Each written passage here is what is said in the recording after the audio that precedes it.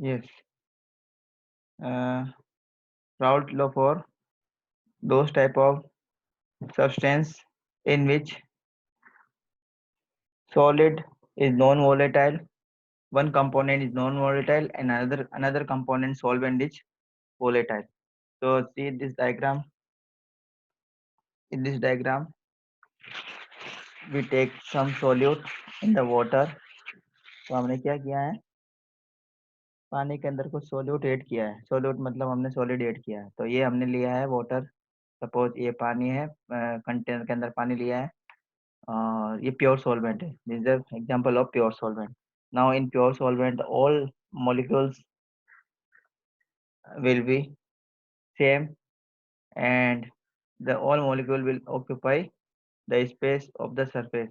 So more and more vapor pressure will be created for by the pure solvent. अगर pure solvent लेंगे तो ज़्यादा से ज़्यादा वेपर प्रेशर उससे बनेगी. अगर उसी सॉल्वेंट के अंदर हम कुछ इम्प्योरिटी मिक्स कर देते हैं, उसी सॉल्वेंट में अगर हम कुछ इम्प्योरिटी मिक्स कर देते हैं, जैसे हमने पानी में सॉल्ट डाल दिया या पानी में हमने शुगर डाल दी, तो अब जो उसका वेपर प्रेशर बनेगा प्योर सॉल्वेंट के कंपैरिजन में वेपर प्रेशर उसका डिक्रीज हो जाएगा. इसका रीजन क्या है? इसका रीजन ये है कि जब हमने प्योर कंडीशन में सॉल्वेंट लिया था तो इसके सारे मॉलिक्यूल वाटर के मॉलिक्यूल्स थे, और सारे कैसे थे बच्चों? वोलेटाइल नेचर के थे. जैसे ही हमने सॉल्वेंट के अंदर कुछ इम्प्योरिटीज ऐड कर दी, suppose sugar, salt, urea etcetera, जो नॉन वोलेटाइल नेचर की होती है, जब हम नॉन वोलेटाइल नेचर की इम्प्योरिटीज वाटर में मिक्स कर देते हैं तो वाटर के पार्टिकल के साथ साथ में इम्प्योरिटीज के पार्टिकल भी साथ में रहेंगे सरफेस पे. अब जो इवोपरेट होंगे या जो वेपर बनाएंगे वो कौन से पार्टिकल्स होंगे बच्चों? सिर्फ वाटर के पार्टिकल्स ही क्या होंगे? इवोपरेट होंगे. जबकि जो नॉन वोलेटाइल सब्सटेंस है उसके पार्टिकल्स सरफेस के ऊपर रहेंगे लेकिन वो इवोपरेट नहीं होंगे. तो टोटल देखो, surface area occupied by the molecule of volatile substance is also decrease. तो इस सरफेस के ऊपर वोलेटाइल सब्सटेंस के जो मॉलिक्यूल्स है वो कम हो गए. जब प्योर कंडीशन में था तो सरफेस के ऊपर सारे मॉलिक्यूल किसके थे? वोलेटाइल सब्सटेंस के थे.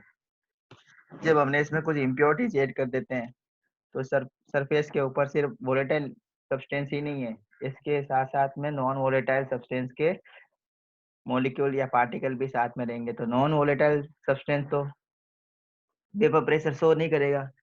अब वेपर प्रेशर किसकी वजह से होगा? सिर्फ वोलेटाइल सब्सटेंस की वजह से वेपर प्रेशर होगा. तो यहाँ पे वेपर प्रेशर क्या हो जाएगा बच्चों? कम हो जाएगा as compared to pure solvent. यही लिखा है इसमें सारा.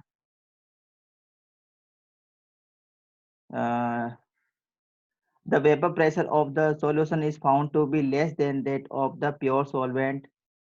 ये अभी हमने बताया. The vapor pressure of the solution is found to be less than that of pure solvent. इसका क्या रीजन है? इसका रीजन अभी हमने बता दिया. वैसे पढ़ भी लेते हैं. We know that the evaporation is a surface phenomena. हमें पता है जो evaporation होगा वो सरफेस के पार्टिकल की वजह से होता है, ना कि सरफेस के नीचे के पार्टिकल की वजह से. मतलब जो इवोपरेट होंगे या जो वेपोराइज होने वाले जो पार्टिकल है वो कौन से होंगे? सिर्फ बच्चों सरफेस के पार्टिकल होंगे. तो प्योर सॉल्वेंट में जब हमने प्योर सब्सटेंस लिया था तो सरफेस के ऊपर सारे पार्टिकल प्योर सब्सटेंस के थे, तो सारे क्या हो सकते हैं? इवोपरेट हो सकते हैं.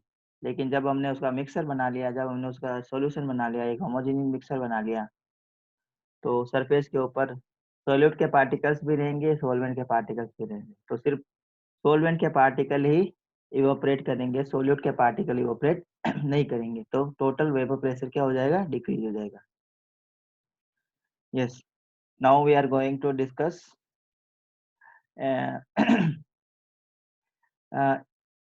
in the case of solution the non volatile sugar molecules as shown by small black squares in the figure 8.8p also occupy a certain surface area. Therefore, the surface has both solute and solvent molecules. The fraction of the surface covered by the solvent molecule get reduced. जो अभी हमने बताया था. As a result, lesser number of the solvent molecule will escape into vapors. In other words, the vapor pressure of the solution will less than that of pure solvent. Very important point. तो vapour pressure कम होगी और there will be a lowering in the vapour pressure. So vapor pressure will lower as compared to pure solvent.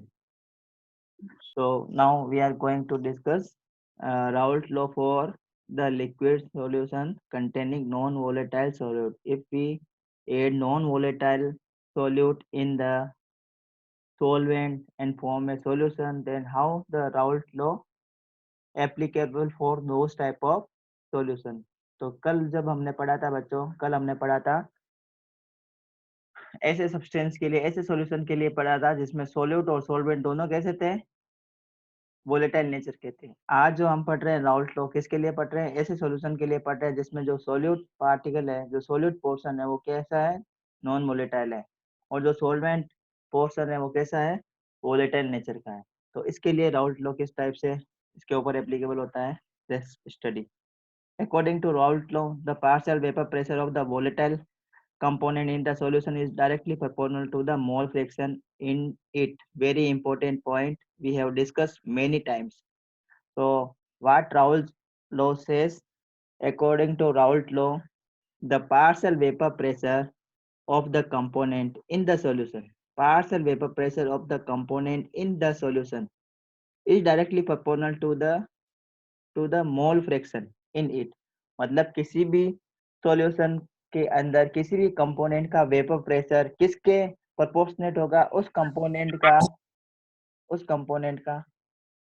उस solution के अंदर mole fraction कितना है. अगर उस कंपोनेंट का सॉल्यूशन के अंदर मोल फ्रैक्शन ज्यादा है तो उस सॉल्यूशन के अंदर उस कंपोनेंट का वेपर प्रेशर भी ज्यादा होगा.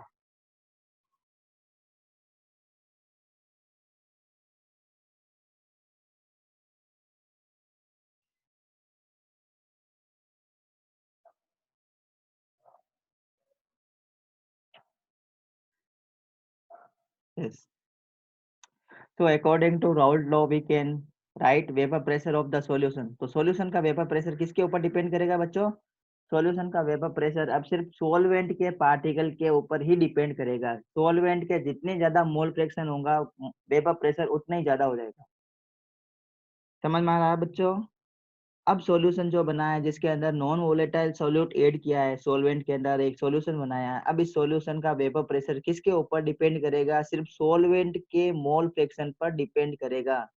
Because only solvent is a volatile in nature, not the solute.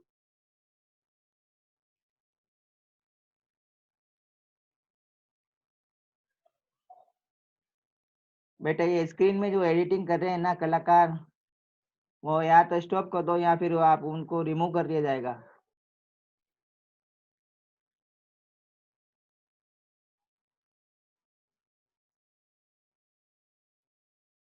Yes. तो vapour pressure of the solution is equal to vapor pressure of the solvent in the solution.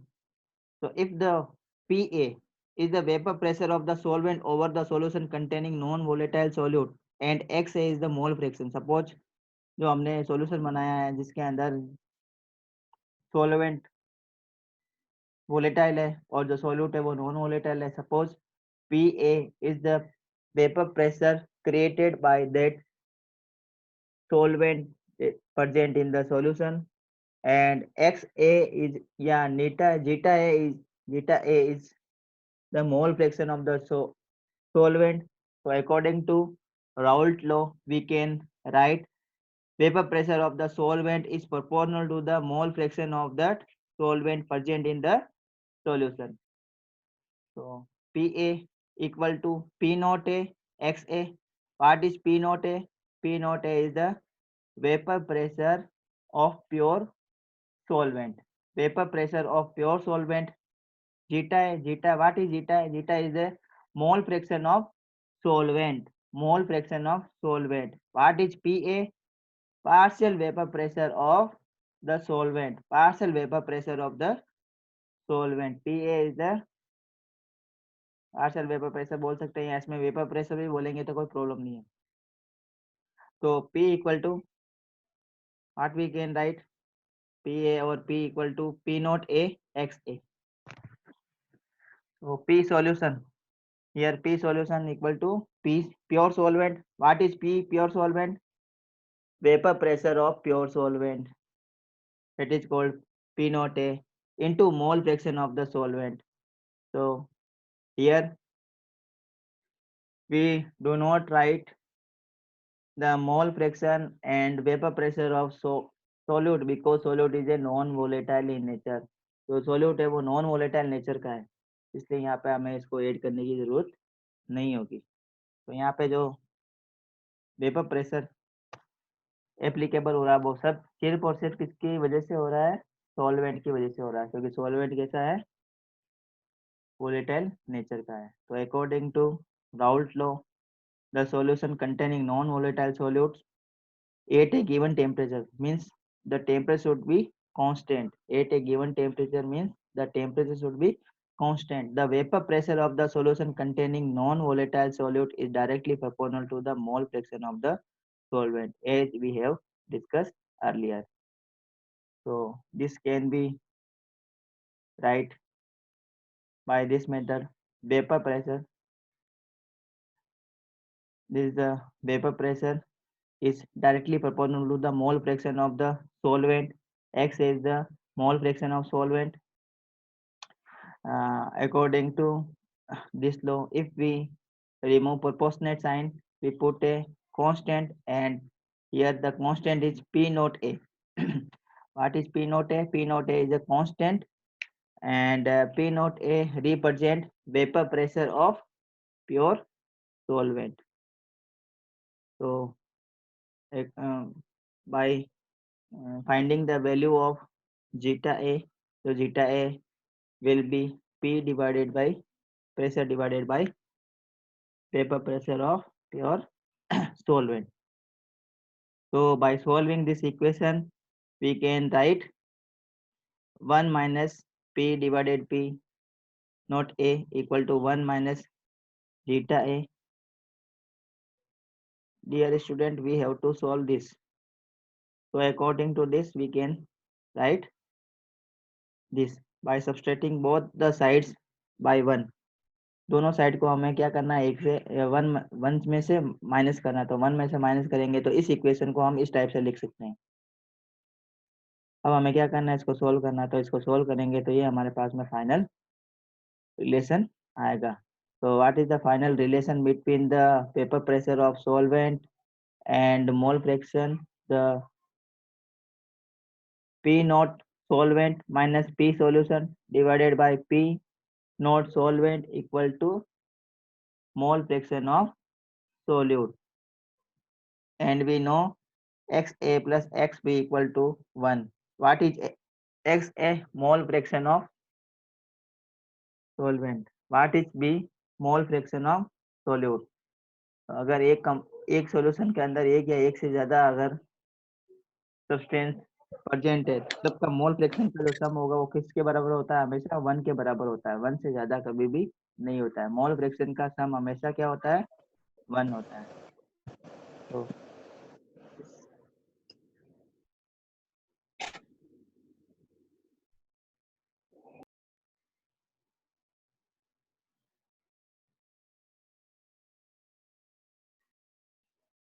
Okay.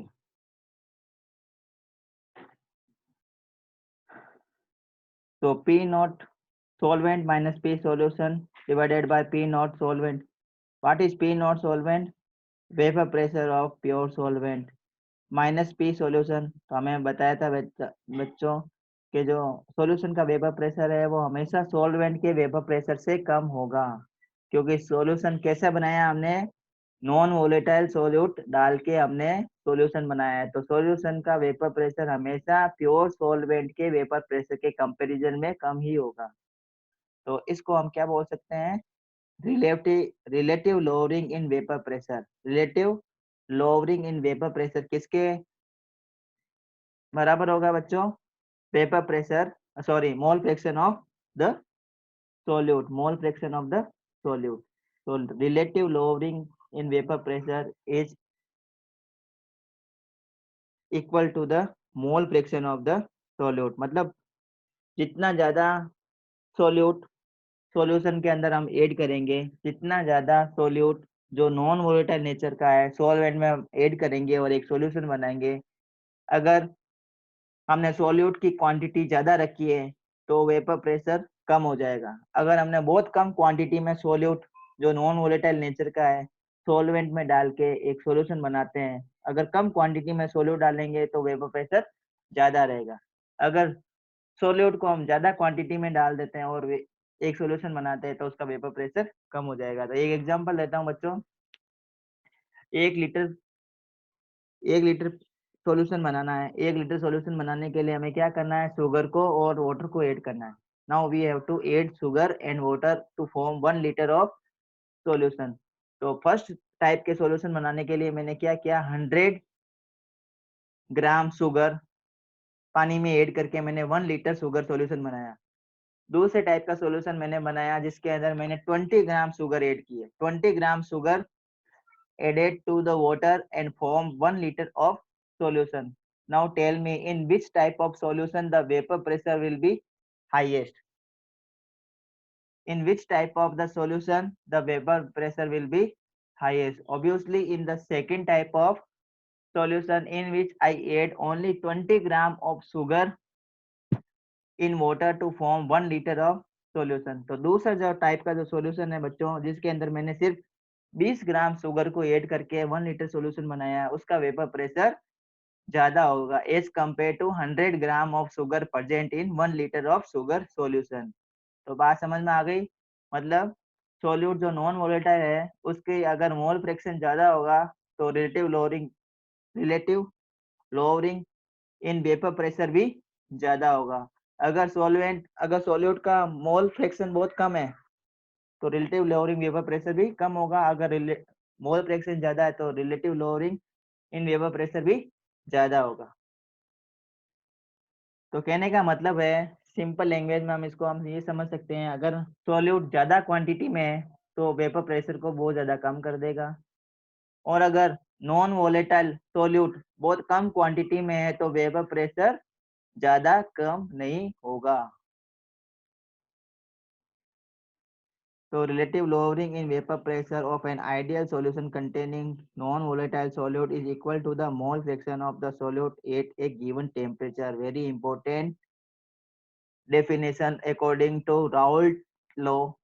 It is a modified form of the Raoult law for the solution containing non-volatile solute. This definition is applicable for the solution containing non-volatile solute. किस type के solution के लिए applicable है, non volatile solute. अगर हम solvent में add करके solution बनाते हैं तो उस टाइप के सॉल्यूशन के लिए ये एप्लीकेबल है। Now Raoult law is a special case of Henry law. तो हेनरी लॉ के अंदर हमने क्या पढ़ा था, pressure is directly proportional to the mole fraction of the gases. तो हेनरी लॉ के अंदर हमने पढ़ा था, हेनरी लॉ किसके लिए एप्लीकेबल होता है बच्चों, अगर हम किसी गैस को सॉल्वेंट के अंदर मिक्स करके एक सॉल्यूशन बनाते हैं, if we mix a gas in a solvent and form a mixer, तो उस टाइप के सॉल्यूशन के लिए हम हेनरी लॉ यूज करते हैं। तो हेनरी लॉ के अंदर क्या होता है बच्चों, हेनरी लॉ में जब हम किसी गैस को सॉल्वेंट के अंदर मिक्स करके और एक सॉल्यूशन बनाते हैं और उस कंटेनर को हम अगर क्लोज कर देते हैं तो उस क्लोज कंटेनर में उस गैस के वजह से जितना वेपर प्रेशर होता है वो किसके ऊपर डिपेंड करता है, उस गैस का मोल फ्रैक्शन उस सॉल्यूशन के अंदर कितना है उसके ऊपर डिपेंड करता है। तो जो राउल्ट लॉ अभी जो हमने पढ़ा है वो भी एक हेनरी लॉ के सिमिलर बिहेवियर करता है। कैसे, राउल्ट लॉ में be regarded as a special case of Henry law according to Raoult law. तो राउल्ट लॉ के अकॉर्डिंग क्या है, vapour pressure of volatile component in solution is given by the relation. तो ये रिलेशन हमें पहले से पता है, P A equal to vapour pressure of the of the solution, Pa is equal to vapor pressure of the solution is equal to the product of mole fraction and vapor pressure of the pure solvent।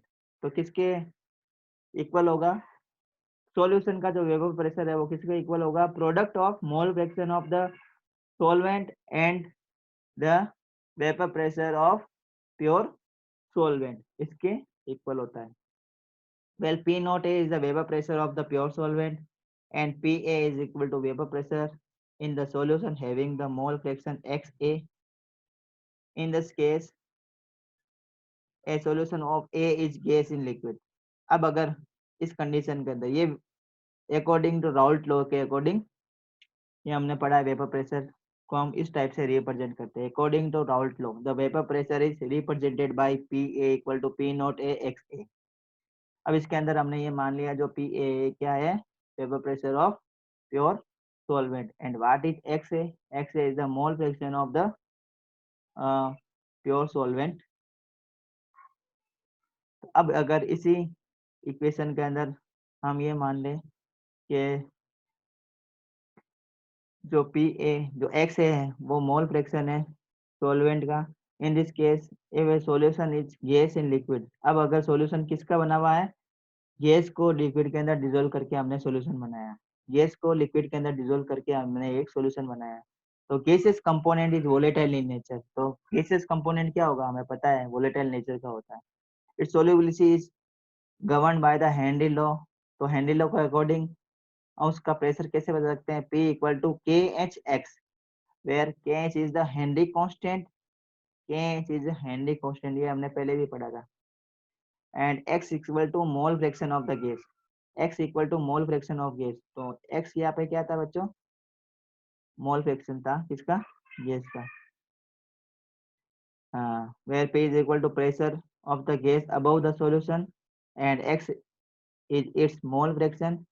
So Kh is the proportionality constant that is known as Henry constant. This comparison of the question for Raoult law and Henry law shows।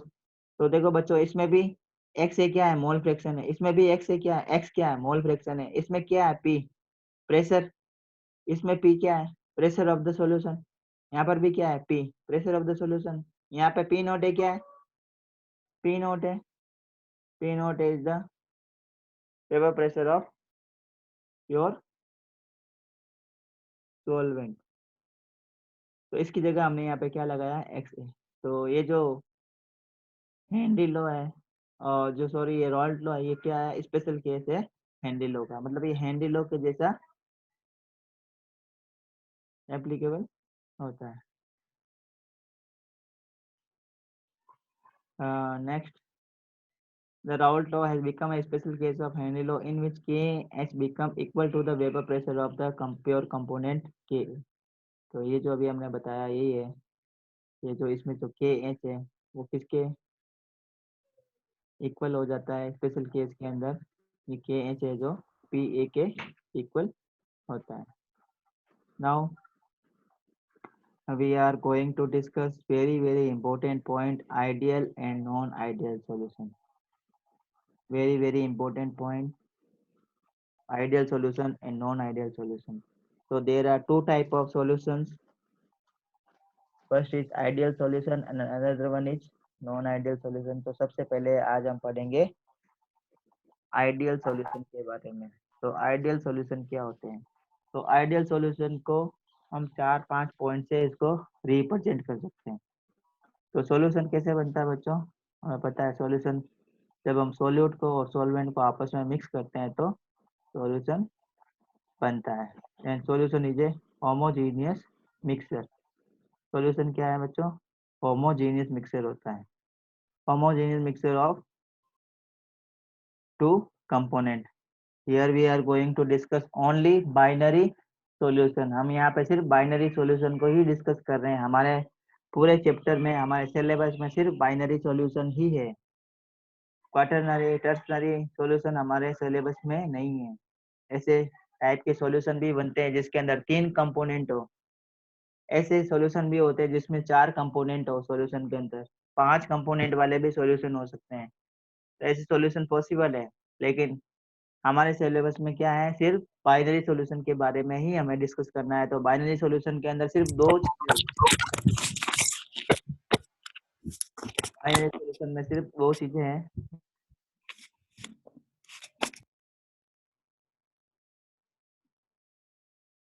Binary solution में सिर्फ दो चीजें होगी।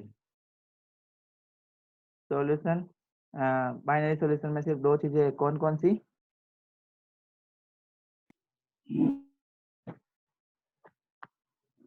Solute and solvent. तो आज हम discuss करेंगे ideal solution के बारे में। तो बच्चों ध्यान देना, what is ideal solution? Ideal solutions are those type of solution which obey Henry which obeys Raoult law at all concentration, entire range of its concentration. So those are those type of solution which obey Raoult law at the entire range of its concentration। मतलब concentration solution की कुछ भी हो, अगर concentration बहुत कम है तो भी वो राउल्ट लॉ को फॉलो करेगा, अगर वो सॉल्यूशन की कंसंट्रेशन बहुत ज्यादा है तो भी वो राउल्ट लॉ को फॉलो करेगा। तो इस टाइप के सॉल्यूशन को हम बोलेंगे Raoult law, sorry ideal solution. तो this type of solutions are called ideal solutions. So what are the ideal solutions? Ideal solutions are those type of solutions which obey Raoult law at entire range of its concentration। मतलब solution की concentration कुछ भी हो उसके ऊपर कोई फर्क नहीं पड़ेगा। सॉल्यूशन की कंसंट्रेशन कुछ भी हो उसके ऊपर कोई फर्क नहीं पड़ेगा, वो हर कंसंट्रेशन पर राउल्ट लॉ को फॉलो करेगा। उस टाइप के सॉल्यूशन को हम क्या बोलते हैं? Ideal solution. तो आइडियल सॉल्यूशन के लिए 4-5 पॉइंट जो हमें ध्यान में रखने हैं। वो सबसे पहला जो पॉइंट है वो हमें ये ध्यान रखना है कि जो सॉल्यूशन बनता है बच्चों वो दो चीजों से यहाँ पे हम सॉल्यूशन बना रहे हैं। एक हम बना रहे हैं सॉल्यूट से और एक सॉल्वेंट से। तो सॉल्यूट के पार्टिकल को मान लेते हैं हम ए और सॉल्वेंट के पार्टिकल को मान लेते हैं बी। अगर सॉल्यूट और सॉल्वेंट के पार्टिकल के बीच का interaction, if the interaction between solute particle and solvent particle is the same in the solution। मतलब सोल्यूट के पार्टिकल का बीच का इंटरेक्शन, सोल्यूट के अंदर क्या होगा बच्चों? सोल्यूट भी पार्टिकल से मिलकर बना हुआ है, सॉल्वेंट भी पार्टिकल से मिलकर बना हुआ है या मॉलिक्यूल से मिलकर बना हुआ है, और सॉल्यूशन के अंदर भी क्या होंगे? मॉलिक्यूल्स होंगे। तो अगर सॉल्वेंट के मॉलिक्यूल के बीच का इंटरेक्शन, सॉल्यूट के पार्टिकल के बीच का इंटरेक्शन, और जब ये दोनों को मिक्स करके जब हम सॉल्यूशन बना देते हैं तो सॉल्यूशन के अंदर सॉल्यूशन सॉल्वेंट और सॉल्यूट के पार्टिकल के बीच का इंटरेक्शन क्या हो? इक्वल हो, एक जैसा हो। मतलब सॉल्यूशन के अंदर ना तो इंटरेक्शन बहुत ज्यादा हो ना इंटरेक्शन बहुत कम हो। तो इस टाइप के सॉल्यूशन को हम क्या बोलेंगे? Ideal solution. First point, very important point. Second point है delta V mixing is 0। What is the meaning of delta V mixing is 0? इसका मतलब जब हम सॉल्यूट को और सॉल्वेंट को आपस में मिक्स करके सॉल्यूशन बनाते हैं तो उसका वॉल्यूम चेंज नहीं होना चाहिए।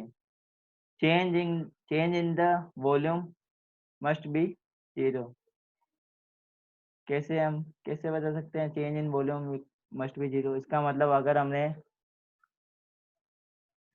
अगर हमने मान लो 10 ml सॉल्वेंट लिया और उसको हम 50 ml, सॉरी हमने 10 ml क्या ले लिया? सोल्यूट ले लिया। 10 ml कोई एक हमने सोल्यूट लिया, उसको हमने 50 ml सॉल्वेंट के अंदर मिक्स करके एक सॉल्यूशन बना रहे हैं। अब सॉल्यूशन का जो वॉल्यूम है वो कितना होना चाहिए? 60 ml होना चाहिए। तो अगर 60 ml सॉल्यूशन का वॉल्यूम हो रहा है, इसका मतलब वॉल्यूम ना तो चेंज हुआ है ना सॉल्यूशन का वॉल्यूम बढ़ा है। तो इस टाइप के सॉल्यूशन को हम क्या बोलेंगे? Ideal solution. तो आप बच्चों सोचोगे कि जब हमने 10 ml सोल्यूट लिया है और 10 ml ही हमने तो सॉरी 50 ml हमने सॉल्वेंट लिया है, तो दोनों को मिलाएंगे तो ऑब्वियसली इसका जो वॉल्यूम है वो 60 ml ही तो होगा। 60 ml से कम या ज्यादा कैसे हो सकता है? तो 60 ml से कम या ज्यादा हो सकता है, ये हम आगे पढ़ेंगे। नेक्स्ट है ये जो अभी हमने बताया बच्चों, देखो द आइडियल सॉल्यूशन है in this type of solution the intermolecular attraction between the component A B attraction are the same magnitudes at the intermolecular attraction in the pure component AA and BB attraction। मतलब जो solution के अंदर जो interaction होगा, AA क्या है? Interaction between particles of solute. What is BB? Interaction of the particles of solvent. BB is the interaction of particle of solvent. What is AA? Interaction in between the particle of solute. तो इन दोनों के बीच का interaction, इनके बीच का interaction किसके बराबर होना चाहिए? सॉल्यूशन के अंदर ए और बी के बीच का जो इंटरेक्शन अगर इनके बराबर होगा, मतलब ना तो बहुत ज्यादा रिपल्सन है, बहुत ज्यादा इंटरेक्शन, बहुत ज्यादा अट्रैक्शन है, जितना अट्रैक्शन सॉल्यूट के पार्टिकल्स के बीच में आपस में था, जितना इंटरेक्शन सॉल्वेंट के पार्टिकल के बीच में आपस में था, उतना ही इंटरेक्शन, उतना ही अट्रैक्शन या इंटरेक्शन अगर सॉल्यूशन बनने के बाद में रहता है, तो इस टाइप के सॉल्यूशन को हम बोलते हैं ideal solution. Next and very important, heat change on mixing is zero. इसका मतलब जब हम सॉल्यूशन बनाते हैं तो ना तो हीट रिलीज होनी चाहिए और ना ही हीट एब्जॉर्ब होनी चाहिए। इसका मतलब सॉल्यूशन बनने का जो प्रोसेस है ना तो एंडोथर्मिक होना चाहिए ना एक्सोथर्मिक होना चाहिए। The process of solution neither be endothermic nor be exothermic, so that type of solution is termed as ideal solution. Since there is no change in the magnitude of attractive force in the two components present, the heat change on mixing delta H mixing must be zero। इसका मतलब जब solution हम बना लेते हैं solvent और solute को mix करके, तो सॉल्यूशन का टेम्परेचर ना तो इंक्रीज होना है ना सॉल्यूशन का टेम्परेचर को डिक्रीज करना है। इसका मतलब हीट चेंज क्या हो रही है? जीरो है। Delta H mixing of heat should be zero, must be zero. so that type of solution is called ideal solution। Third ये पॉइंट ही हमने पहले डिस्कस कर लिया, volume change on mixing is zero. इसका मतलब हम सोल्यूट और सोलवेंट दोनों को मिक्स करके सॉल्यूशन बनाते हैं तो उसका वॉल्यूम चेंज नहीं होना चाहिए। मतलब अगर हमने 10 ml सोल्यूट लिया है, 50 ml सोलवेंट लिया है, तो सॉल्यूशन का वॉल्यूम भी 60 ml ही होना चाहिए। 60 ml से कम या 60 ml से ज्यादा नहीं होना चाहिए। कम या ज्यादा किसके ऊपर डिपेंड करेगा बच्चों? पार्टिकल्स के बीच के अट्रैक्शन के ऊपर डिपेंड करेगा। अगर सॉल्यूशन के पार्टिकल के बीच में अट्रैक्शन बहुत ज्यादा है तो सॉल्यूशन में पार्टिकल्स क्या होंगे? पास पास में आ जाएंगे। और सॉल्यूशन में जब पार्टिकल्स पास पास में आ जाएंगे तो वॉल्यूम के अंदर चेंज हो जाएगा, वॉल्यूम डिक्रीज हो जाएगा। जैसे सॉल्वेंट है और सॉल्यूट है, सॉल्यूट और सॉल्वेंट के बीच के जो पार्टिकल का इंटरेक्शन है वो सॉल्यूशन के कंपैरिजन में कम है। समझ में आ रहा है? मतलब सॉल्यूशन हमने कैसे बनाया? सॉल्यूट और सॉल्वेंट दोनों को मिक्स करके हमने सॉल्यूशन बनाया। अगर सॉल्यूशन के अंदर सॉल्वेंट और सॉल्यूट के पार्टिकल्स के बीच का जो इंटरेक्शन है वो बहुत ज्यादा है, सॉल्यूशन के अंदर सॉल्वेंट और सोल्यूट के पार्टिकल्स आपस में बहुत ज्यादा अट्रैक्ट हो रहे हैं, तो क्या करेंगे? वो सारे पार्टिकल्स या सारे मॉलिक्यूल्स पास पास में आ जाएंगे। तो सारे मॉलिक्यूल्स पास पास में आ जाएंगे तो क्या होगा? वॉल्यूम, जो सॉल्यूशन का जो वॉल्यूम होगा बच्चों वो क्या हो जाएगा? डिक्रीज हो जाएगा। तो अगर सॉल्यूशन का वॉल्यूम डिक्रीज हो जाता है तो इस टाइप के सॉल्यूशन को हम आइडियल सॉल्यूशन नहीं बोलेंगे, ये नॉन आइडियल सॉल्यूशन का एग्जांपल हो जाएगा। इसी टाइप से अगर सॉल्यूशन के अंदर पार्टिकल्स के बीच में रिपल्सन बढ़ जाए, जैसे ही हमने सॉल्वेंट और सॉल्यूट को ऐड किया और सॉल्यूशन बनाया, तो सॉल्यूशन के अंदर अगर पार्टिकल्स के बीच का अट्रैक्शन बढ़ जाता है, सॉल्यूशन के अंदर अगर पार्टिकल्स के बीच का अट्रैक्शन सॉरी पार्टिकल्स के बीच का जो रिपल्सन बढ़ जाता है, सॉल्यूशन के अंदर सॉल्वेंट और सॉल्यूट के पार्टिकल्स के बीच में क्या हो जाए? रिपल्सन बढ़ जाए। तो रिपल्सन बढ़ जाएगा तो क्या होगा? सॉल्यूशन